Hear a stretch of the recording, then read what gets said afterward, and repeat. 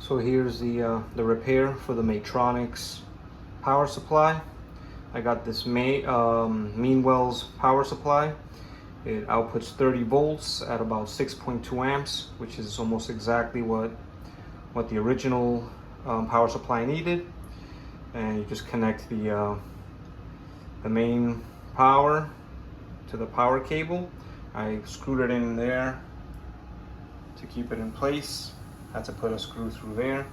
And then the only wires we're using on the output are the black and red, which go to the original red and brown. The black and yellow original wires are not used. They were labeled COM on the board, which are was right over, let me see here, COM.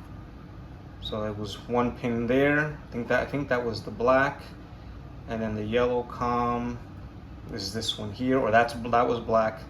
That was the black. That was the yellow. Won't be used, and we'll only be using the where it says ground. That's going to be the black right there, and then right above that is the 29 volts. That's where the red one will go. That was the old board.